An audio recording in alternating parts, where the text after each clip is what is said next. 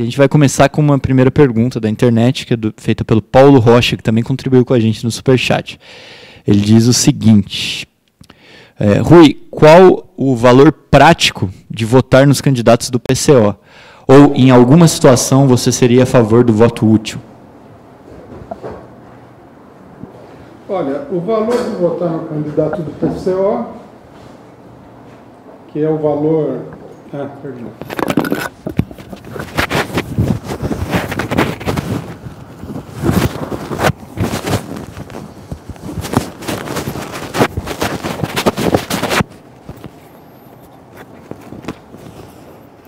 O valor de votar no candidato do PCO, ele é muito grande, apesar de não parecer uma coisa significativa, porque o voto no PCO fortalece as posições políticas que o PCO defende. Nesse momento, na campanha eleitoral, na campanha eleitoral e na situação política de conjunto, o único partido que efetivamente está trabalhando pela liberdade do Lula, para que o Lula seja candidato efetivo, não está trabalhando em função de nenhum plano eleitoral, tipo plano B, etc. e tal, que luta contra o golpe efetivamente, que quer derrubar o golpe, que aponta a perspectiva de derrotar o golpe, é o PCO. Então, o voto nesse caso, embora para muita gente não pareça, porque existe uma concepção equivocada sobre o problema das eleições, ele não teria valor, mas não, ele tem valor, porque ele mostra, né, o apoio a essa política. Vamos supor que o pessoal tenha uma grande votação em alguns lugares, mas não eleja ninguém. Grande que eu digo assim, maior do que o pessoal tem, porque o pessoal tem uma votação muito minoritária. Isso significa que essas posições que o PCO defende, porque a campanha do PCO é uma campanha puramente programática, política, não é uma campanha de fazer aliança com Deus e o diabo para eleger uma pessoa, estão sendo apoiadas, estão sendo fortalecidas por aquelas pessoas. Esse é o valor. Quer dizer, na realidade, as pessoas deveriam sempre procurar votar assim, votar de acordo com um determinado programa político. Porque vocês vejam uma coisa que muita gente não considera. O PT faz essa salada russa eleitoral, né? O que tem obtido essa coisa toda? Grandes conquistas para o povo? Não. Grande mobilização e organização popular? Não. Conseguiu manter a esquerda no poder, depois que ela chegou num poder muito precário? Não conseguiu. Durante o período que o PT esteve no governo, ele negociou e entregou mais do que ele conseguiu colocar em prática.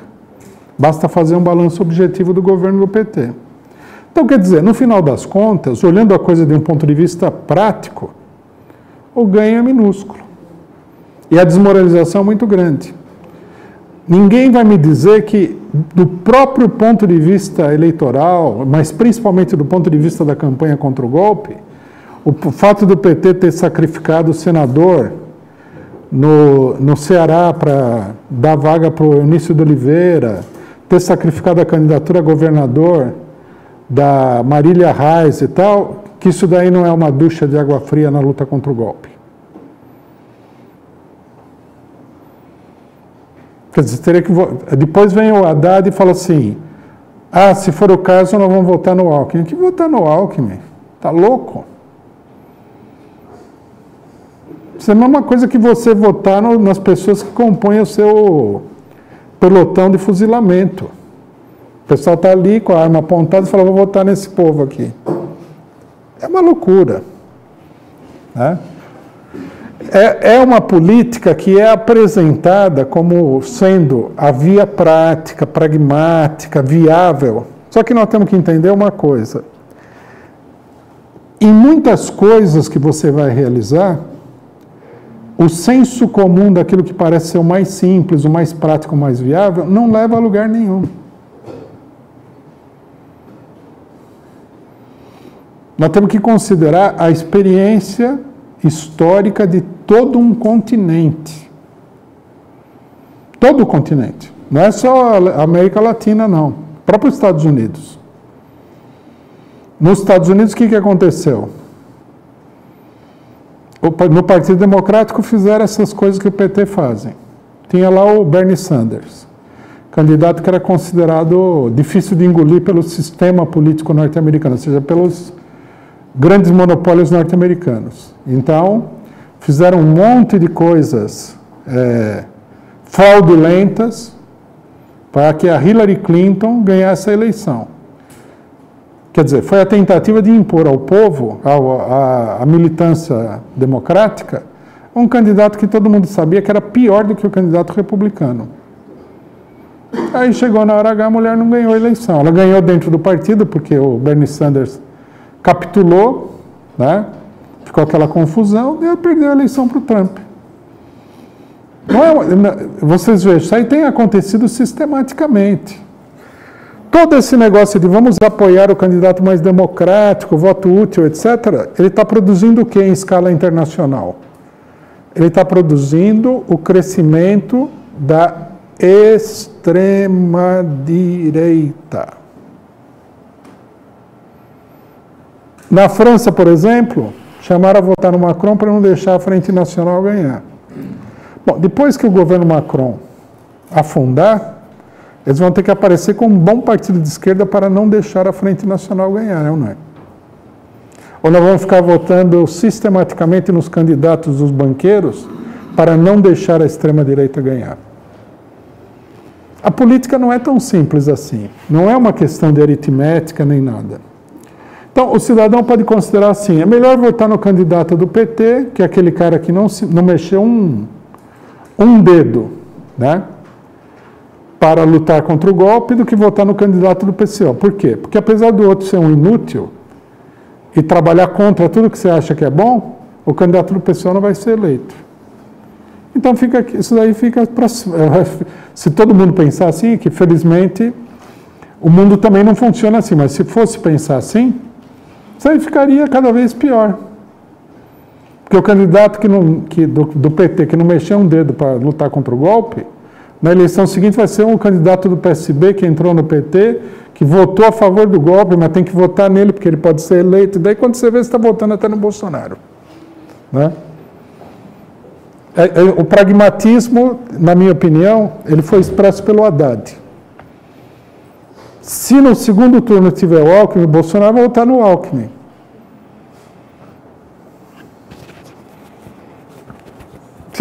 Vamos parar para pensar. É ou não é o fim da picada? Vamos votar no Alckmin. É o fim. É o fim. Foi assim que o PSDB se implantou em São Paulo, com esse voto útil do PT. Então precisa pensar muito bem sobre o voto útil. Eu acho assim, as pessoas que acham que a posição do PCO é a posição correta, votem no PCO. Não fiquem pensando no resultado eleitoral. Vamos fortalecer essa política. Até porque o PCO não está aí mendigando o voto de ninguém. Vocês não podem olhar que não... O PCO está na campanha contra o golpe. Então vamos... Quem acha que deve votar no PT, vota no PT. Nós não estamos de forma nenhuma fazendo campanha contra nenhum candidato do PT. Pelo contrário, nós estamos fazendo campanha a favor do Lula. Tá certo? Mas eu digo, para que não fique um negócio confuso, quem acha que o PCO tem uma política que merece ser empurrada para frente, ser impulsionada, vote no candidato do PCO por causa da política, não porque vai ganhar. Se o candidato do PCO tiver, vamos supor, 50 mil votos, muita gente vai olhar e falar assim, 50 mil pessoas que apoiam a luta contra o golpe de fato. Isso é importante. Né? Nós precisamos pensar nisso daí. Eu sei que, lógico, que as tradições eleitorais... Eleição é um negócio muito, como é que se diz? Muito estacionário, muito estático. É difícil você mudar os hábitos mentais das pessoas. Por isso que a burguesia manipula a vontade de eleição. Eles têm técnicos que conhecem mais ou menos a psicologia. O voto útil é uma ferramenta importantíssima para fazer o candidato pior de todos, que tem menos voto, ganhar de todos os outros candidatos. O caso da França é exemplar. Mas mesmo sendo esse o quadro, eu digo que o pessoal considere, né, o problema. Sobre ser a favor do voto útil, eu acho que não eu não sou a favor do voto, eu não sou a favor do voto útil na concepção geral, nem o pessoal a favor. Mas, em geral, eu sou a favor do voto útil, mas há muita utilidade diferente na vida. Não é só útil o candidato que possa ganhar uma eleição. É o caso do Ciro Gomes. Muita gente falou, não, vamos votar no Ciro Gomes porque ele pode ganhar e tal. Ele vai ganhar e não... Você vai ter votado contra você mesmo. Isso é uma utilidade que não é útil, é inútil. E também fortalecer uma política também é uma coisa útil, porque na política não é só ganhar a eleição que é útil. Por que o pessoal votou no PT quando o PT estava se criando? Porque o pessoal achava útil ter uma alternativa a partidos horríveis como o PMDB. Isso daí foi útil ou não foi útil? O Lula, por exemplo, na primeira eleição que ele concorreu, que foi a eleição para governador de São Paulo, ele teve 13% dos votos. Muita gente falou, não, vamos votar no Franco Montoro contra o candidato da ditadura, porque o Franco Montoro pode ganhar, o Lula pode não ganhar. O Lula não vai ganhar. O Lula teve 13%. Ajudou o quê? A deslocar uma parte do eleitorado para a esquerda, abrir caminho para a construção de um partido de esquerda e tudo mais. Isso é uma das utilidades do voto.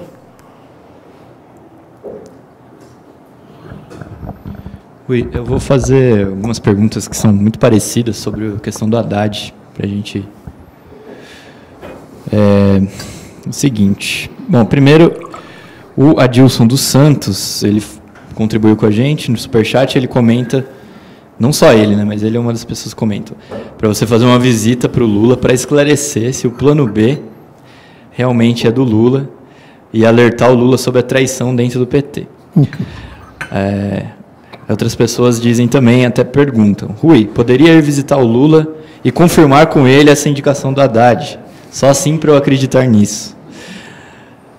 Aí sobre o Haddad ainda e a questão do plano B. Quem falou isso foi o Igor Aslan.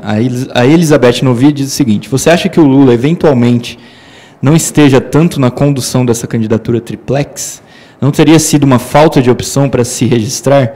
Você não confia nada no Haddad? E mais uma ainda sobre isso. Fala o seguinte, da Daniela Dan. Se a chapa Lula-Haddad-Manuela não é uma decisão do Lula, não é uma decisão... Não, ela pergunta se não é uma decisão do Lula, se não é uma decisão dele, e se a gente apoia o Lula, nós não deveríamos apoiar as decisões dele nesse momento? E, por fim, se o Haddad não é um candidato preferido do PT, por que ele era o coordenador da campanha do Lula? Bom, aqui tem muitas perguntas diferentes, muitas coisas diferentes que a gente teria que explicar, né? Primeiramente, vamos entender uma coisa. Não existe esse negócio do grande timoneiro, farol da humanidade, que toma as decisões da cabeça dele sem considerar a opinião do resto. Isso é um mito. Existem pessoas com maior poder de decisão e menor poder de decisão dentro de determinados âmbitos políticos, mas a política é sempre uma coisa coletiva. Se você for um monarca absoluto,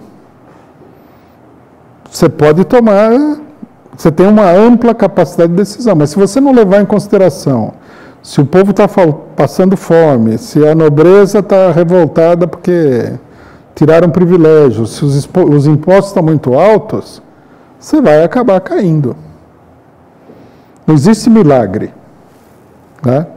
Então, por exemplo, uma coisa que nós temos que entender é que o Lula, ele não é um Deus, que ele toma a decisão e pronto, acabou. Ele toma muitas decisões que são baseadas, às vezes ele toma a decisão, às vezes ele não toma a decisão. As decisões são baseadas numa avaliação do que está acontecendo dentro do PT. Eu, por exemplo, como não faço parte desse meio e não acompanho, não sei. Provavelmente há negociações, há pressões, Né? O Lula ele não é o Luiz XIV. Né? Ele tem um grande poder que vem do fato de que os votos são dele. Também amanhã, se ele falar, não vote em fulano, acabou, né? Como é que o cidadão vai... Então, esse poder é um instrumento de negociação importante que ele tem. Mas não vamos pensar que ele decide tudo sozinho, porque não é verdade. Há muita pressão.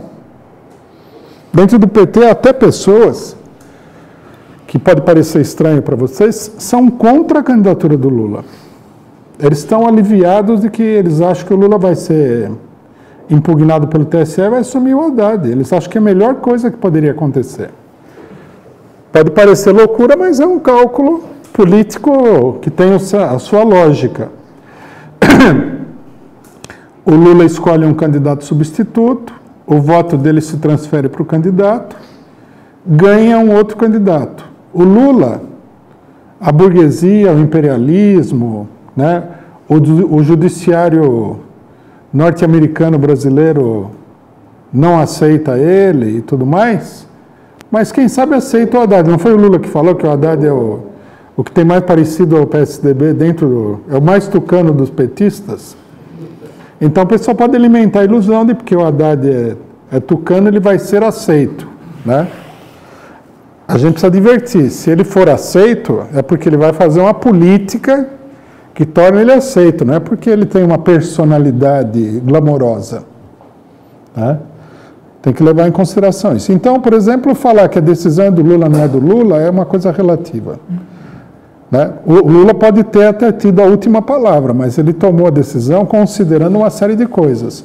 E se ele é um líder político sério, e eu acho que ele é um líder político sério, uma das primeiras coisas que ele tem que levar em consideração é a unidade do partido dele. Não adianta nada mandar e o partido se desfazer em 40 pedaços, não é? Se você tem um partido. E eu falo isso daí com um certo conhecimento de causa, porque eu sou presidente também de um partido. Muita gente acha que eu sou uma espécie de ditador absoluto, né? Mas não é assim. Nada é assim no mundo. Só quem não conhece a coisa que acha que é assim, né? Então, esse é o primeiro ponto, né? A segunda questão é a seguinte: se o Lula apoia o Haddad, nós não deveríamos apoiar o Haddad porque a gente apoia o Lula? Já expliquei. Nós apoiamos o Lula criticamente. Nós não concordamos com as opiniões do Lula em todas as coisas. Pelo contrário, nós discordamos com o Lula em questões fundamentais. Nós não temos que alimentar essa ilusão de que quando você apoia uma pessoa, você tem que falar que a pessoa é perfeita, maravilhosa, que ela tem todas as qualidades do mundo, que ela é a pessoa mais linda do mundo, que ela é não sei o quê, não sei o quê. Não. Você pode apoiar pessoas que têm coisas que são, na sua opinião, um defeito. Nós não devemos transformar a política numa religião. Isso é uma concepção religiosa. A esquerda tem muito disso. Se você defende a Dilma contra o golpe, você já concordou com todas as medidas da Dilma, até o tipo de cachorro que ela tinha na casa dela. Não, pô, não sei que cachorro que a Dilma tem. Eu estou contra o golpe. Ah, mas a Dilma come não sei o quê. Sei lá, não estou interessado. Fez isso, fez aquilo, tudo bem. O nosso único princípio é o seguinte: a Dilma, ela foi eleita pelo voto popular. Não pode tirar a mulher do governo por um golpe de Estado. É simples assim. Se ela é a melhor presidenta que o Brasil já teve, ou a pior, tanto faz como tanto fez. Não se trata disso. A questão é outra, nós temos que distinguir. Então, o Lula, por exemplo, se o Lula apoia o Haddad, se o Lula indicar o Haddad, nós vamos continuar falando, indicá-lo para presidente, né? Nós vamos continuar falando que a eleição é uma farsa. Até porque a gente acha que a eleição já é uma farsa se o próprio Lula participar. Imagine se ele não participar. Agora, se ele participar, nós vamos falar que é uma farsa, vamos denunciar todos os golpes que vão ser dados contra ele, vamos apoiar ele. Porque nós achamos que apoiando o Lula você desenvolve a oposição popular ao golpe. Tá certo? Agora, se ele não participar, não vai falar, não tem sentido isso daí.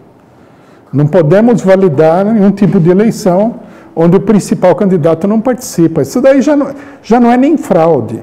Nós precisamos entender esse tipo de coisa muito bem. Você está participando de uma coisa que é absolutamente grotesca. Se nós não denunciarmos isso daí, nós vamos estar dizendo à população que qualquer tipo de coisa vale. Amanhã tem 20 candidatos, vem o TSE e fala, esses 19 aqui, esse daqui matou o seu próprio periquito, está fora. Esse aqui não sei o quê, aquele não. Sobra o Mourão. E aí você tem que participar da eleição e votar no Mourão? Não. Lógico que não. Aí alguém pode achar que você excluir o primeiro colocado na eleição da eleição não é ainda o limite. Tudo bem, qualquer um pode traçar o limite onde quiser. Tem gente que vai caminhando para o precipício e traça o limite 1 metro depois do fim do precipício e cai lá embaixo. O que vai fazer? Tudo um problema de cálculo, de visão e tudo mais. Nós, PCO, nós achamos que o primeiro colocado não participar da eleição é mais do que o limite. Mais. Então, o Lula, nós já tivemos divergência com o Lula antes, eu falei aqui. Se vocês pegarem esse livro que saiu do Lula, numa determinada altura do Lula, ele fala o seguinte, então, o pessoal tem um cartaz que fala assim, não a prisão do Lula. Ele falou, eu não gosto desse cartaz, o cartaz é nosso. Eu não gosto desse cartaz. Aí explicou porque ele não gostava. E aí ele falou que, mas tudo bem, né? Você está recebendo a solidariedade, você não vai reclamar da maneira como as pessoas estão solidárias com você. Mas ele reclamou um pouquinho, né? Bom, aí nós falamos aqui, sentimos muito, mas nós temos essa divergência. Nós achamos que tem que falar não à prisão do Lula. Agora vocês julguem se a gente deveria ter falado isso ou não. A minha conclusão foi muito pouco falado isso daí. Tivesse sido mais falado, teria sido mais difícil de prender o Lula. Enfim, não quer dizer porque a gente discorda do Lula, que nós estamos prejudicando o Lula em alguma coisa. Nós estamos com o Lula. Nós estamos seriamente, sinceramente, né, comprometidos à libertação dele, mas vamos fazer do nosso jeito. Não quer dizer que a gente não escute, não preste atenção, tudo. Outra coisa também. Se o Lula for impedido, o Haddad for o candidato, esperamos que não seja assim, nós também não vamos adotar uma posição doida de ficar lá jogando pedra no Haddad. Nós simplesmente vamos fazer a campanha de que a eleição não é válida. E eu queria chamar a atenção do pessoal para uma coisa, né? Vamos supor que a pessoa que está nos ouvindo aqui considere que é da maior importância defender o Haddad. Mas a pessoa tem que considerar também o seguinte, que a denúncia das eleições, e é bem provável que aconteça isso, a direita ganhar a eleição, ela vai ter uma importância muito grande. Então vamos fazer um acordo, não vamos brigar por isso. Defendam o Haddad, nós falamos que a eleição é uma farsa. Né? E tudo se encaminha num sentido determinado. Acho que eu respondi tudo, né, Henrique? Se você vai visitar o Lula na casa? Visitar o Lula... primeiro é o seguinte, o Lula é uma figura política nacional, ex-presidente da República. Eu acho que o pessoal não teria que equiparar nem o PCO ao PT, nem a minha figura à figura do Lula. Não tem nada, uma coisa não tem nada a ver com a outra. Né? Eu não vejo assim exatamente a importância da gente visitar o Lula na cadeia. Eu acho que o nosso papel nós não somos porta-vozes do Lula, nada, né? Ele sabe que o PCO, ele tem plena consciência de que o PCO defende ele com unhas e dentes, que é o que nós vamos continuar fazendo. Eu acho que quem tem que visitar o Lula na cadeia são as pessoas que são próximas dele.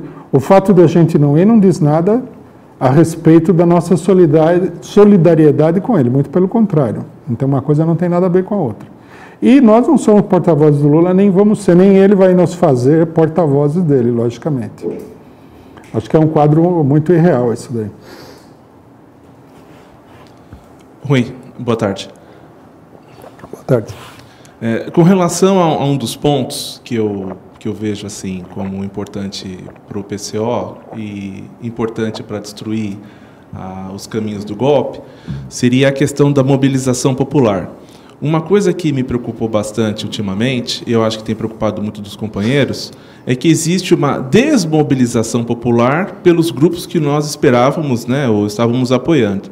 Então, existe um fato que ocorreu recentemente, e que existe uma briga de conteúdo contra uma briga estética, né?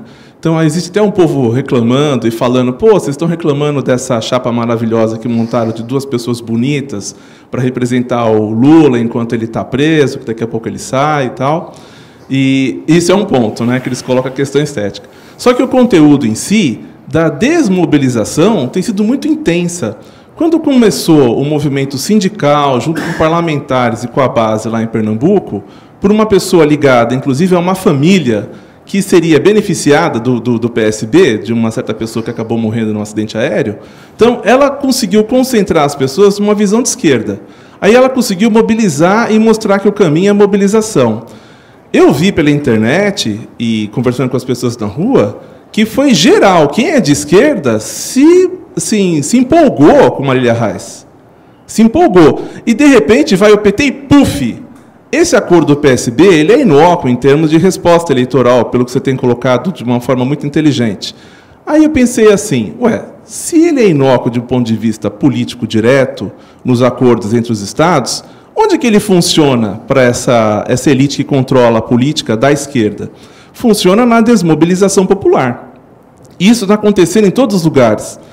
Eu sou do movimento sindical dos bancários, mas não muito ligado ao movimento sindical, porque eu não vou mentir que eu estou mais interessado mesmo no processo político contra o golpe.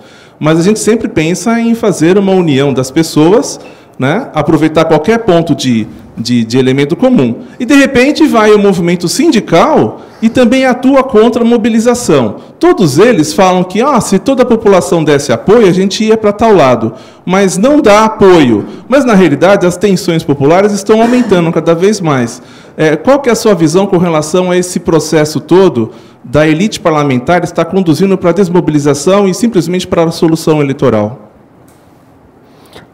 Bom, primeiro um comentáriozinho sobre o componente estético, né? Isso daí, eu não vou nem entrar no mérito, porque eu acho que isso aí é papo furado, né? Se fosse um problema de candidato lindo, tudo bem que se o candidato for lindo, é melhor do que se o candidato for feio. Principalmente do ponto de vista de ganhar voto de pessoas totalmente despolitizadas, mas não tem importância nenhuma. Não, o que eu acho que acontece é que nós estamos vendo aqui o conflito entre duas orientações que não são orientações táticas. Elas são orientações que têm uma divergência histórica, que são as seguintes. Nós vamos mudar o país através das instituições existentes no país. Né? Teria que ser incluído nesse cardápio aí a ideia de que as instituições precisariam também ser mudadas, mas os democratas brasileiros, estou falando nesse caso do PT, de partidos de esquerda, eles têm uma visão muito estreita da democracia. Né? Você vê que ninguém coloca o problema de uma completa reforma do sistema eleitoral, e quando eles colocam o problema da reforma do sistema eleitoral, você fica pedindo para ninguém levar em consideração, porque se for aprovado, vai piorar a situação do sistema eleitoral. Não coloca o problema da Constituinte, não coloca nenhum problema vital. Agora, depois de muita pancada, o PT chegou a incluir uma proposta que é ultralimitada, que é a regulamentação dos meios de comunicação, que eu acho até que é colocada assim de um ponto de vista geral, acaba parecendo uma proposta antidemocrática, porque você vai regulamentar o que as pessoas vão falar, é meio estranho, né? Nós somos a favor de caçar as concessões públicas, porque isso daí é democrático. Embora seja bem mais radical do que regulamentar o que o cara vai falar, né? E acontece muito isso. Às vezes, no afã de você não ir a extremos, você acaba adotando uma posição que é uma posição muito errada. Mas, enfim, eles não têm uma proposta democrática. Caíram no conto da ficha limpa, caíram no conto da Lava Jato e da corrupção. Quer dizer, é um prontuário do ponto de vista de questões democráticas que é muito lamentável, né? O PT ainda foi melhor do que outros partidos de esquerda, porque se opôs ao aumento dos poderes do Ministério Público num dado momento, quando eles estavam com a cabeça já submersa debaixo d'água, eles perceberam que precisava conter isso daí. Mas também quase todo mundo apoiou a criação do Ministério Público. Eu, por exemplo, já penso assim, vamos criar outro órgão judiciário para perseguir as pessoas? É uma loucura. Não tem programa democrático nenhum, não combatem a censura, nada. Então, quer dizer, mas eles, digamos assim, dentro dessa perspectiva muito xoxa, eles acham assim, que você tem que mudar o país através das instituições ditas democráticas, que no Brasil não são, como a gente está vendo, nem um pouquinho democráticas. E existe uma outra perspectiva que diz o seguinte: essas instituições são controladas por determinados poderes que é necessário botar abaixo. Por meio delas, nós não vamos a lugar nenhum. É preciso acabar com os grandes capitalistas, é preciso acabar com o imperialismo. Esse é o único caminho.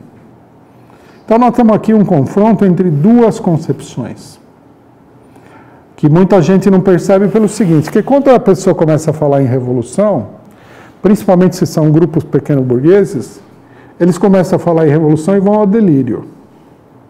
Né? É que nem o PSTU. O PSTU, 5 pessoas se juntam e jogam uma pedra numa vidraça, revolução. Né? Ou um cidadão vai lá e fala, vamos fazer isso aqui? Não, porque é a revolução, tudo é revolução. Quando todo mundo sabe que você chega à revolução através da política. Né?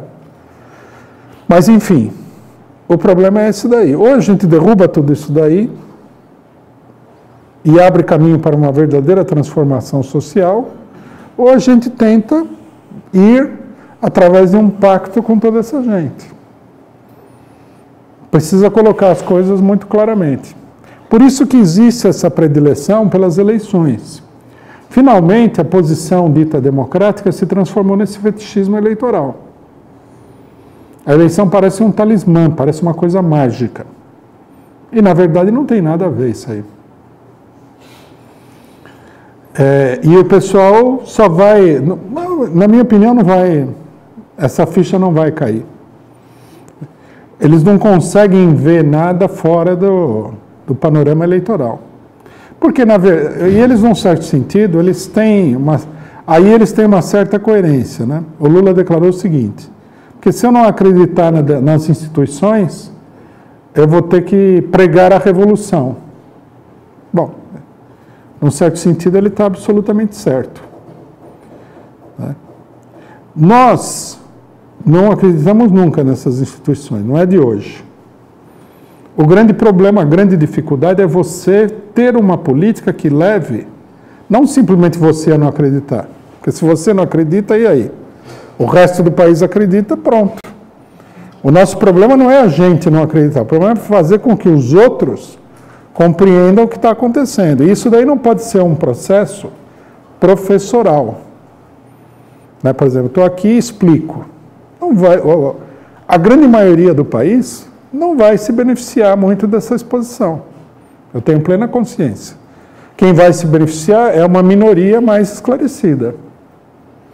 Essa minoria pode levar adiante um processo onde a maioria, através da experiência, começa a perceber o verdadeiro caráter dessas instituições. É um caminho histórico diferente daquele caminho que, por exemplo, o PT prega. E o PT é um partido confuso também, está cheio de gente que não prega nada aí. Tem pessoas que defendem isso e tem pessoas que não defendem coisa nenhuma, a não ser o seu próprio interesse pessoal. E os outros partidos de esquerda, ou é assim, tudo é na base do interesse pessoal, ou estão completamente fora da realidade. Então, é um panorama complexo. Nós achamos que é preciso levar o povo a compreender o país onde eles vivem, a política do país onde eles vivem, através da sua experiência prática. Por exemplo, se nós fazemos uma grande mobilização para libertar o Lula, a população, vendo essa mobilização, vai aprendendo a reconhecer a arbitrariedade das instituições políticas existentes no país. Não adianta você chegar e falar, as instituições são arbitrárias, você tem que demonstrar na prática que elas são arbitrárias. Né? Esse é o problema-chave, é o método que nós estamos tentando, do qual nós estamos procurando convencer aquele setor que é mais militante, que é mais ativista, que é mais esclarecido, para levar adiante. Então, é lógico que apareçam essas divergências e também a unidade. Por exemplo, o Lula acha que se ele for candidato, esse é o caminho para resolver o problema. Nós achamos que a candidatura dele é importante, mas por um motivo diferente do dele. Mas, não vamos ficar aqui com metafísica política, né? Todas as oportunidades de juntar pessoas em torno de uma política que é correta, nós temos que aproveitar e nós temos que explorar essas possibilidades a fundo. A unidade de competência em torno do Lula é muito importante para levar adiante esse processo. Bom, a gente tem uma pergunta aqui que o companheiro Heron, das Ciências Sociais da URGS, mandou aqui para a gente. Ele pergunta o seguinte: a chapa Lula-Haddad possui a coligação PT, PCO, PCdoB, PROS. Talvez seja a primeira eleição presidencial quando o conselho político da eleição majoritária de uma aliança eleitoral, onde Lula lidera, tenha um papel de relevo numa situação inédita e limite. Os pronunciamentos dos presidentes nacionais das siglas, caso sejam titulares de tal conselho, terão impacto inédito após o hipotético impedimento legal e irreversível do candidatura Lula. Rui, as críticas fortes sobre Haddad durante a análise da semana de hoje não pode criar embaraços para uma eventual reunião do Conselho Político dos Partidos da Coligação, onde Rui Costa Pimenta e Fernando Haddad estarão na mesma sala? Haverá tal Conselho Político dos Partidos da Coligação? Não sei se nós estaremos no Conselho primeiro, pode ser, pode não ser, mas pode criar um embaraço, embora não seja eu que vai estar nesse conselho, se o pessoal estiver no conselho. Não é a minha função estar nesse conselho aí. Agora, se criar um embaraço, o que a gente vai fazer? Nós não levamos nada para o lado pessoal, nós não temos nada contra o Haddad em particular. Né? O nosso problema é todo político. Se a gente vai falar que tem que apoiar o Lula até o fim, que a eleição sem o Lula é uma fraude, não é porque o Haddad seja ruim. É por outros motivos. Né? Eu já falei várias vezes, e é a opinião do PCO, o Haddad não seria o candidato que a gente escolheria. Mas o motivo também não é pessoal. Né? Não tem nada a ver com a pessoa dele. A nossa avaliação é uma avaliação classista. Nós favoreceríamos que o Lula tivesse como vice ou fosse substituído por um representante real das lutas populares, um sindicalista, um dirigente da luta do movimento sem terra, alguém que tivesse um apelo popular e que representasse a perspectiva de luta, porque acontece o seguinte, o Lula, ele é uma pessoa muito moderada, mas o povo não vê a coisa assim. O povo vê nele uma figura quase revolucionária. O povo acha que ele vai mudar o país. Quer dizer, o povo vê uma coisa revolucionária nele. Não é que o povo quer que ele vá lá e faça uma política conta-gotas. Né? A expectativa popular é que ele faça mudanças profundas.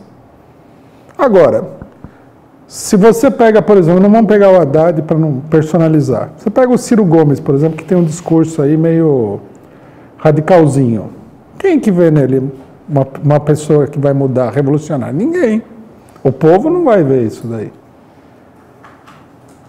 Vocês imaginam, para tornar essa ideia mais nítida, vocês imaginem a seguinte situação. Nós temos greves por todo o país, ocupação de terra e tal, que não é o cenário que nós temos hoje no Brasil.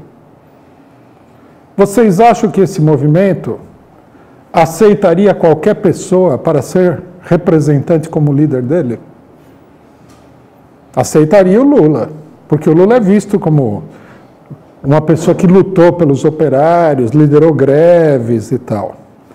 Aceitaria, por exemplo, de repente, um líder do MST, um outro sindicalista, apesar que os sindicalistas são muito desconhecidos, mas enfim, teria que haver alguma conexão com isso daí.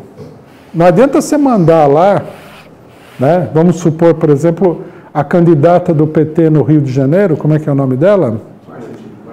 Márcia Tiburi, no meio da peãozada toda revoltosa lá, não adianta mandar a Márcia Tiburi. O pessoal vai lá e fala, o que é isso aqui?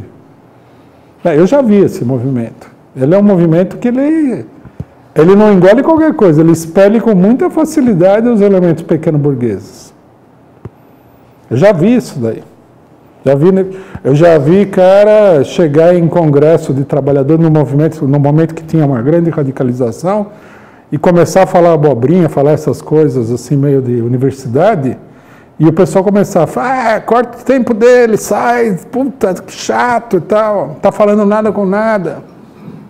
O Lula não, o Lula, ele é uma pessoa que faz parte desse meio. Eu vi ele nas assembleias do ABC, que ele mesmo deveria considerar como é que chama? Um verdadeiro segurar o cabo de um rojão, né? Aquelas assembleias. Mas ele ia lá, ele se comunicava com o trabalhador, ele tinha uma liderança real sobre os trabalhadores. Não é qualquer pessoa que você coloca lá e os trabalhadores vão aceitar assim. Esse que é o problema. Então, por exemplo, nós achamos que o candidato a vice-presidente deveria ser uma pessoa que estimulasse a mobilização popular. Eu acho que o Haddad não é essa pessoa, né? Ele é um professor universitário, um elemento da pequena burguesia. Num outro programa que eu fiz, o pessoal falou, você está criticando ele porque ele estudou muito, tá bobagem, não vem com esse papo. Nunca, pode ser o contrário, mas nós aqui no PCO nunca defendemos a ignorância como valor. Nós não temos esse populismo barato, né? Do cara que anda descalço. Não tem esse negócio, né? Eu, por exemplo, não sou assim. Tem nada a ver. Eu militei muitos anos no movimento operário, eu não ando de capacete de operário, não ando de sandália nordestina e tal. Eu sou quem eu sou. Né? Se o pessoal não gostar, não gostou, problema. Não vou me disfarçar aqui para agradar o público. Né? Então não tem nada a ver. É porque falaram que ele é rico. Nem acho que ele seja rico. A não sei que ele se enriqueceu, eu não estou sabendo. Me parece que é uma pessoa de classe média e tal. Normal. Só que eu não acho que ele seja um representante da luta popular. Uma coisa mais ou menos óbvia também. E menos ainda a Manuela Dávila. Você pode ver pela própria campanha dela. A campanha dela é uma campanha dirigida a uma classe média de esquerda, estudantil, né? O vocabulário, as ideias, as preocupações, as prioridades são todas de uma classe média de esquerda. Eu acho que nem ela tem consciência disso daí, porque ela é desse meio, né? Ela é muito diferente de uma pessoa como o Lula. A Gleisi, ela está no mesmo perfil, só que ela tem uma diferença que é um ponto a favor dela, que é preciso destacar, né? Ela tem uma conduta muito mais combativa na questão do golpe. Teve e tem, sempre teve. Então, isso daí é um ponto a favor. Também não seria o nosso candidato ideal, mas se tivesse que optar entre ela e o Haddad, eu optaria por ela. Bom, mais uma pergunta daqui. O Haddad disse que Lula nunca disse que Lula é honesto, mas já disse que Alckmin é honesto. Haddad disse que Dilma não sofreu golpe, mas um casuísmo. Quem pode ser o Lenin Moreno de Lula, Ciro ou Haddad? Pois é, aí é que está, né? Eu acho natural que o pessoal... Acho natural e acho até importante que o pessoal veja todo esse panorama, porque política é assim mesmo. Você tem que... Não basta se guiar por discursos eleitorais. Finalmente, vocês vejam só. O Humberto Costa foi o primeiro a ir lá e falar em virar a página do golpe. Agora veja o que está acontecendo lá, né, no estado do seu Humberto Costa. É uma negociata total. Então, quer dizer, tudo tem a ver. Eu acho que tem que levar em consideração. Não, como eu disse, nosso empenho não é fazer campanha contra o Haddad. Vamos fazer campanha a favor do Lula. Eu acho, inclusive, que todo mundo tem que prestar atenção e fazer a campanha na defesa do Lula. Por isso, o dia 15 é muito importante. E nós já declaramos a nossa posição antes do Haddad ser escolhido como vice, que é o seguinte: é Lula ou nada. Não é porque é o Haddad, não tem nada a ver, porque é a Manuela Dávila, não tem nada a ver isso aí. A posição nossa é prévia. Nós simplesmente que eu acho que tem pessoas que acham assim, que a gente deveria mudar de opinião, e nós não vamos mudar de opinião. Né? No PCO não há essa inclinação de mudar de opinião sobre isso daí, de jeito nenhum. Nós tomamos uma decisão com base numa fundamentação, numa análise séria. Não vamos ficar mudando de 5 em 5 minutos. Assim como, se o Lula escolhesse aí a Cátia Abreu como vice, não é que a gente ia continuar apoiando o Lula. Só que a gente ia falar, é uma loucura botar a Cátia Abreu de vice. Né? A gente ia criticar essa posição, mostrar que é um desserviço total. A nossa posição foi tomada com consciência das posições. Agora, eu acho, está certo, as pessoas têm que ser julgadas pelos fatos fundamentais. Eu acho que a posição do Haddad nunca foi firme na luta contra o golpe. Isso aí é absolutamente claro para muita gente. Né? Por isso a questão da Gleisi ser uma diferença. Né? Embora a Gleisi seja igual o Haddad, o candidato de classe média, esse negócio todo, pelo menos, uma coisa que marca uma diferença é que ela teve uma posição muito combativa, muito elogiável diante do golpe. Né? Quem está mais para além do Moreno, o Ciro ou o Haddad? Ah, não, o Ciro é totalmente, né? Ele não está mais para, ele é o próprio... Ele não é o Lenin Moreno porque o Lula não vai votar nele, não vai eleger ele, né? Apesar de que tem o segundo turno. No segundo turno você nunca sabe, né? Você não sabe qual vai ser a grande manobra nacional. Se vai ser... Vamos colocar o Adolf Hitler contra o Bolsonaro e você vai ter que votar no Bolsonaro, né? Segundo turno é... Por isso também, só uma coisa que eu até nem lembrei, por isso que nós somos contra o segundo turno das eleições. Nós sempre fomos contra o PCO. Por quê? Porque o segundo turno, assim como o vice serve para conspirar contra o presidente, o segundo turno serve para o povo votar no candidato que ele detesta. Você vê que a burguesia, ela não é... Ela é muito subestimada. Os truques da burguesia, no que diz respeito à organização do regime político, eles são muitos. E a esquerda não tem essa ideia. A esquerda não critica o segundo turno, não criticou a ficha limpa, não critica essa ditadura do TSE. E a burguesia, ela vai com a maior tranquilidade, põe uma pecinha aqui, outra. Eles são profissionais desse jogo de manipulação, dessa engrenagem gigantesca que é o regime político dito democrático, né? Eles manipulam assim como já falei, como uma criança de 7 anos joga um videogame, né? Muito melhor do que eu que tenho 61 anos. Que eu pego lá... A burguesia é assim, ela conhece cada detalhezinho, a lei, aprova uma lei, já aprova aqui, já põe para lá, já muda, já... Pá, e a esquerda vai entrando, quando vê, está com a corda no pescoço. Boa tarde, oi. Olha, é o seguinte, você acabou de falar aí que se o Haddad ganhar, ele vai ter que fazer acordo com os golpistas. Se o Lula ganhar, também vai ter que fazer acordo com o golpista. Uhum. Porque dificilmente nós vamos ter um Congresso com maioria de trabalhador. Para não dizer que não vai acontecer Se a de Dilma forma tivesse nenhuma. 30% do Congresso, ela não ia ser, ela não ia perder o mandato nunca. Certo? 30%, se ela tivesse 30% de trabalhador no Congresso, representando os trabalhadores, ela não ia perder, não ia ter, o impeachment não ia se concretizar. Entendeu? O problema é, eu acho que o maior problema é a gente fazer uma bancada votada de trabalhadores, né? Voltada ao povo mesmo. Que a gente é representado há muito tempo pela minoria, não é mesmo? Eu queria que você, que tanto faz, tanto fez, né? Ou Lula ou Haddad vai ter que, porque dificilmente nós vamos renovar esse Congresso aí com uma maioria da esquerda. Então antes de responder a sua pergunta, eu faria uma pergunta para você. Então, qual seria a diferença entre votar no Lula e votar no Haddad?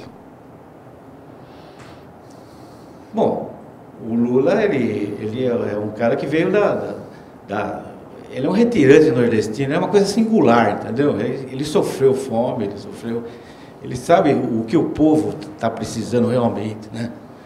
O Haddad já você falou aí, ele é um cara que ele não, se ele for presidente, ele não vai ter o afã do Lula, né? Porque o Lula é um negociador, né? Tá, mas se ele fizer um acordo com a direita... que o Lula teve para governar o primeiro e o segundo mandato. Tá, mas se o Lula fizer um acordo com a direita, como é que fica? Mas ele vai... Para ele governar, ele vai ter que fazer acordo. Ele não fez acordo no primeiro mandato dele? No segundo mandato? Quantas concessões? No terceiro mandato e no quarto mandato. Teve que pagar. Quantos pedágios? Inclusive essa isonomia que nós temos hoje. Todo mundo ganha igual o presidente da República. Não é mesmo? Até o pessoal do STF está ganhando igual o presidente da República. Entendeu? Tem que fazer várias concessões. Então, deixa eu te falar. É interessante isso daí. Eu acho que é um debate muito importante. No que se trata de política, uma das leis essenciais é o seguinte. Na hora de você comprar, você tem que ver se o molho não vai sair mais caro que o frango. Que é um mau negócio. Né? Então, a política, numa série de coisas, é um problema de cálculo. Você tem que calcular o que você vai ganhar e o que você vai perder. Só que esse cálculo ele não é simples. Ele é um cálculo extremamente complexo e depende muito da experiência. Que muitas vezes a pessoa olha e fala assim, não, se a gente fizer isso e tal, nós vamos ganhar, porque vai eleger, para chega lá na hora, ele percebe que ele pagou o triplo pelo molho do que ele pagou pelo frango. Que ele foi lesado. É um jogo de xadrez melhor, né? É até bem mais complexo do que um jogo de xadrez. Né? O jogo de xadrez ajuda a entender a política, mas é mais complexo. É tão complexo que até... Deixa eu explicar tudo. Então, veja só, para entender. Nós não votamos no Lula em 2002, não votamos no Lula em 2006, não votamos na Dilma em 2014, em 10, e não votamos na Dilma em 2014. Por que nós não votamos no Lula em 2002 e daí por diante? Porque em 2002 o Lula era uma candidatura que a burguesia já havia aceitado e controlado. A burguesia falou, tudo bem, sobe, sob estas condições, põe o Meirelles, você viu o Meirelles, aquela múmia que estava no debate da Band? A múmia. Não foi o Lula que escolheu ele. Eu acho que o Lula nunca nem tinha ouvido falar do Meirelles. Os banqueiros se reuniram e falaram, Lula, quer governar? Tem que entregar o Banco Central aqui para o Meirelles. Nós temos que controlar a moeda do país. Né? Escolheram o ministro da Fazenda, escolheram um monte de ministros. Ministro da Defesa, tudo. Vários ministros do Lula no primeiro governo, eles foram aprovados pelos grandes poderosos desse país. Então, nós falamos o seguinte, não vamos votar nesse governo. Nós vamos apoiar o quê? Um governo que a burguesia vai controlar? Não. Muito obrigado.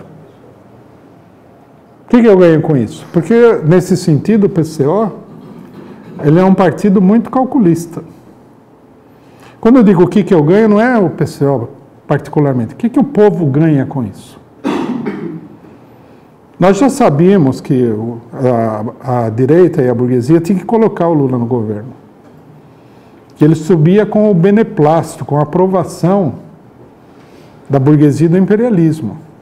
Eles consideravam que era uma inevitabilidade. Você imagina, num continente, na América Latina, totalmente sublevada. Em 2000 teve o argentinaço. Uma crise, uma explosão enorme na Argentina, um monte de coisas. Mas o José Serra ganha a eleição. O Brasil com 60 milhões de pessoas passando fome. A inflação descontrolada, um monte de problema. Você elege o José Serra é empurrar o país para uma crise explosiva. Então o pessoal olhou e falou assim, bom, aqui não tem muito jeito, também não dá para empurrar um Ciro Gomes, nada, tem que ser o Lula, é o único cara. Você entendeu? Não é que eles colocaram o Lula no governo. O Lula poderia ter ganho a eleição em todas as oportunidades que ele concorreu. Eles aceitaram pela primeira vez que o Lula concorresse. Então nós temos que entender o seguinte, existem dois tipos de governo nessa situação que nós estamos dizendo, possíveis. O governo que a burguesia vai aceitar e o governo que a burguesia não vai aceitar. O governo que a burguesia vai aceitar pode chegar num acordo, um grande acordo nacional e vai levar adiante a política da direita. Então a pergunta é, devemos apoiar um governo desse tipo? Eu acho que não. E o governo que a burguesia não vai aceitar vai entrar no olho do furacão. Mas esse é o governo que nós temos que apoiar. Porque esse é o único governo que serve os interesses populares. Você vê a complexidade da situação? Por isso que, apesar de a gente não ter votado no Lula em 2002, 2006, nós estamos voltando a votar nele em 2018.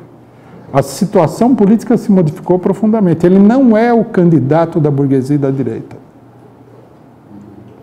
Mesmo que a burguesia tente chegar num acordo com ele porque tem medo das consequências de não chegar num acordo, o governo dele vai ser um governo muito difícil para a burguesia e vai facilitar as coisas para o desenvolvimento do movimento dos trabalhadores e do povo. Então, quer dizer, você vê o cálculo, ele tem que ser feito com paciência, com cuidado, não é uma coisa simples. O Haddad, ele não... É uma categoria totalmente distinta. Se ele chegar num acordo com a burguesia vai dominar o governo do Haddad. Totalmente. Por que vai dominar o do Haddad e não do Lula? Porque o Lula é mais esperto que o Haddad, e o Lula é evidentemente mais tarimbado, mais traquejado, muito mais esperto e, na minha opinião, muito mais inteligente do que a maioria dos políticos brasileiros. Mas não é esse o fator fundamental. O fator fundamental é o conteúdo social do governo. Porque um governo não existe pendurado no ar. Ele tem uma base na sociedade. Então, o governo do Haddad, essa base seria muito fluida. O governo do Lula, não. O governo do Lula teria uma base nos setores populares. E esses setores populares teriam que influir sobre o governo. Por isso que a burguesia, você vê, o Mourão, ele não falou se o PT ganhar as eleições vai ter golpe. Ele falou se o Lula ganhar as eleições vai ter golpe. Eles não querem o Lula. Porque o Lula é o quê? Porque o Lula fala a língua do povo. Não é só que ele fala. Para você estabelecer uma conexão com a população, como determinados políticos tiveram na história do mundo, isso é um processo social, não acontece por vontade de ninguém. Né? O próprio processo histórico-social cria aquela liderança. Não é uma coisa que todo dia está acontecendo. Eu vejo o pessoal falando assim, não, o Boulos é o novo Lula. O Boulos não tem conexão com o mundo real. Né? Esses líderes da esquerda, que o pessoal acha que vão substituir o Lula, Eles não são resultado de nenhum processo, eles são pessoas. O Lula não. O Lula é um resultado de um processo político muito profundo. Daí a importância dele.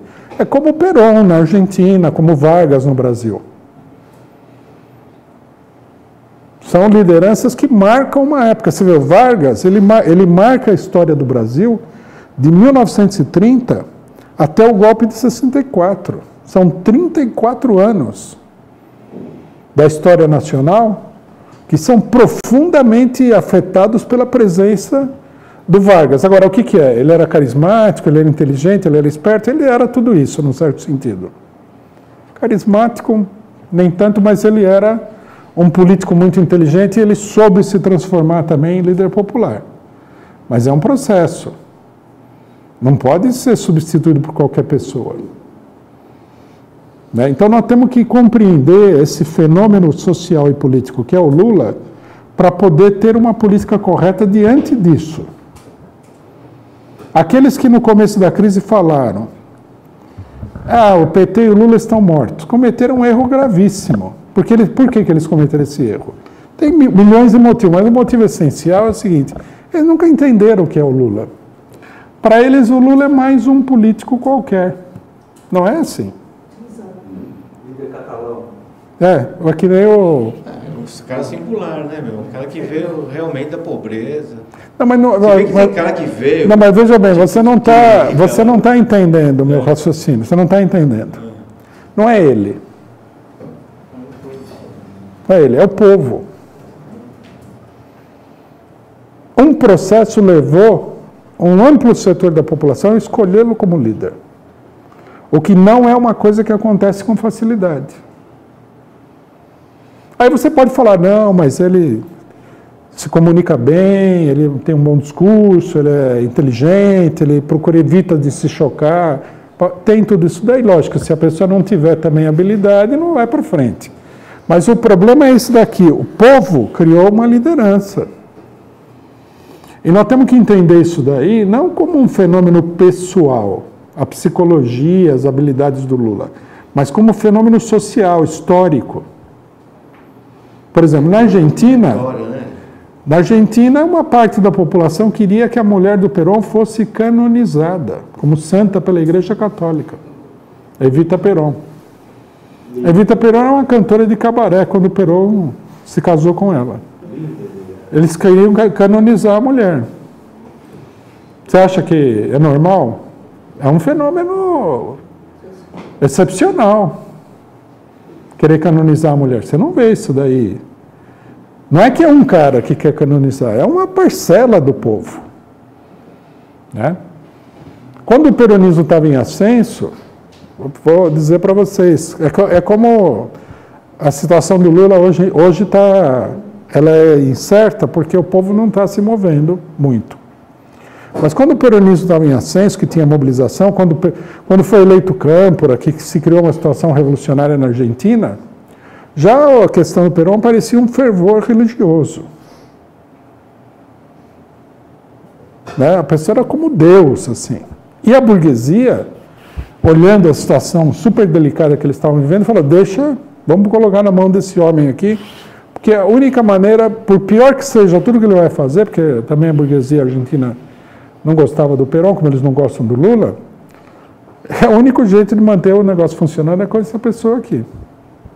Você entendeu? Esse problema do fenômeno Lula, ele é fundamental. Se você não tem uma compreensão adequada, profunda, podemos dizer até para usar uma palavra mais estranha, multilateral do problema, é difícil de acompanhar. O erro no raciocínio é fatal. O Haddad não tem nada a ver com o Lula. O Haddad é um professor da USP. O Lula é uma figura histórica no Brasil. Quando as pessoas que estão nascendo hoje tiverem 20 anos de idade, eles vão estudar na escola que teve um cara chamado Lula, ou vão falar muito mal, dependendo da situação política, ou vão falar muito bem. Mas que vão falar dele, isso aí é inevitável. Ele já é uma pessoa histórica. Não quer dizer que ele seja infalível, que ele esteja certo em tudo. Não.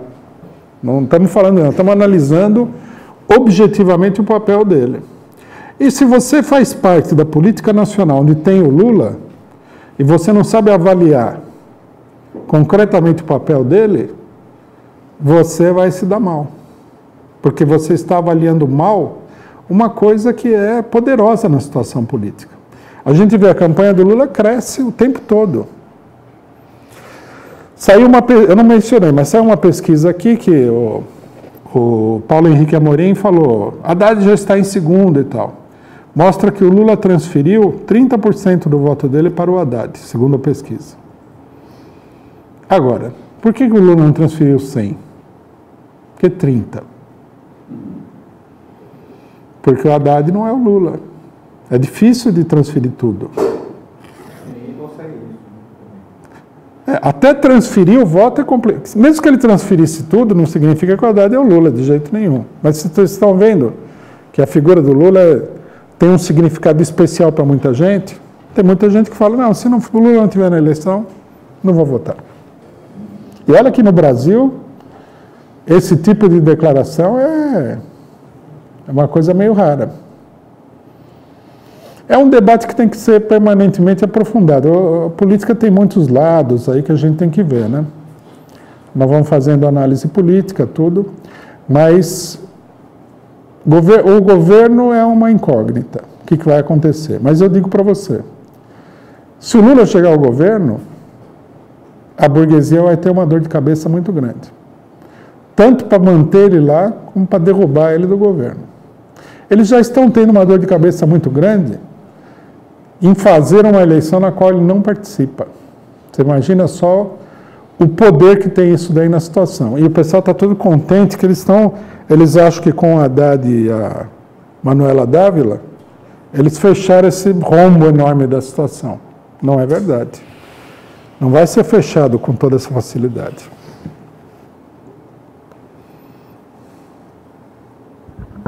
A gente ainda tem bastante perguntas da internet, mas pelo horário, não sei se... 10 para as 3 já. Bom, então... Tem alguma pergunta bem... Nós temos alguns comentários do dia 15. Principalmente do dia 15 aqui. Oi? Ah, não tinha visto. Então, vamos só encerrar com a última daqui. A gente... Boa tarde. Em primeiro lugar, eu gostaria de cumprimentar o Rui Costa Pimenta, aí, que realmente tem feito um trabalho magnífico. Obrigado. Está de parabéns. Parabéns a todos que estão aqui. Eu gostaria que você analisasse o Meirelles no debate, né, na eleição como um todo.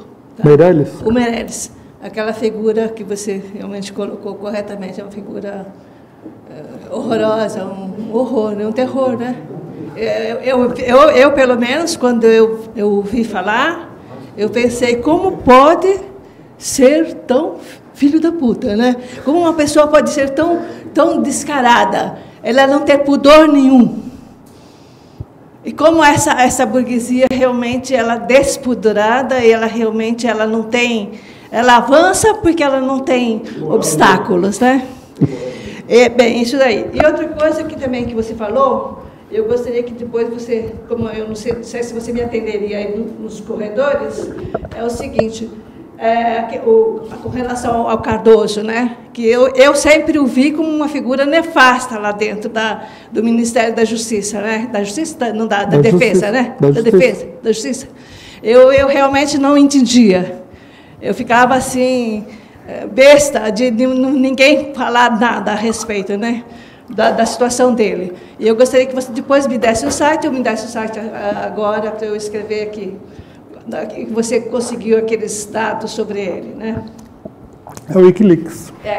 E também, falando com relação ao Ciro, uma coisa que você falou, que o Ciro falou que iria liberar os inadimplentes, né? É que deu 73% das famílias estariam endividadas, né? Então, ele querendo, acho que, conquistar esse eleitorado aí dos inadimplentes. Eu vou lá bater no comitê de campanha dele se eu tiver o nome sujo. Então, eu gostaria, esse negócio do Meirelles, eu acho que seria, para mim, pelo menos, seria interessante que você se colocasse. Obrigada. Bom, o Meirelles é pior do que você falou, né? Ele é banqueiro. Não tem aquela propaganda do Itaú que fala assim, é tão bom que nem parece banco? Até o banqueiro sabe que uma das piores figuras, né, na sociedade é o banqueiro. Ninguém gosta de banqueiro. Nem os outros ricos gostam dos banqueiros. O banqueiro é uma figura hedionda, é uma figura que é execrada desde os tempos imemoriais, né? Não, ele é um banqueiro, ele é o... Ele estaria numa situação crítica como nós estamos vivendo, ele estaria se colocando... Por que colocaram ele lá ou ele se colocou lá? Olha, na minha opinião, ele foi colocado lá para que um outro candidato possa, para que o Alckmin, particularmente, possa dizer que ele não é o candidato do governo Temer. Alguém chega e fala assim, não, mas você é o candidato do Temer. Não, o candidato do Temer é o Meirelles, não sou eu e tal. Quer dizer, ele foi colocado assim como uma espécie de Judas da Malhação, né? Porque o governo Temer, a gente sabe, tem menos 13% de aprovação. Então, o caso do Meirelles é grotesco, mostra como a eleição é grotesca. Ele vai lá e fala que ele é o candidato do Lula, é uma coisa... Tudo bem que toda eleição brasileira sempre tem esse lado grotesco, né? Mas naquele palco lá, com os 8 candidatos, era tudo grotesco. Era impressionante, você via... Eu não assisti detalhe por detalhe, porque eu falei demais isso daqui para qualquer sensibilidade humana. Mas era horrível. Você pegou a parte do Bolsonaro, a respeito lá do... Falaram desse negócio de auxílio moradia, né? Eu vi isso aí. Eu vi a pergunta, começou pela pergunta do Boulos, né? Não, a resposta foi ridícula, né? E aí a resposta foi... A pergunta foi idiota e ele... Coitado, ele saiu para poder ter o apartamento dele. Então, mas por aí você vê o nível de farsa que é o debate, né? Se o país tivesse que escolher um daqueles 8 lá pelo debate, o mundo pegava fogo, né?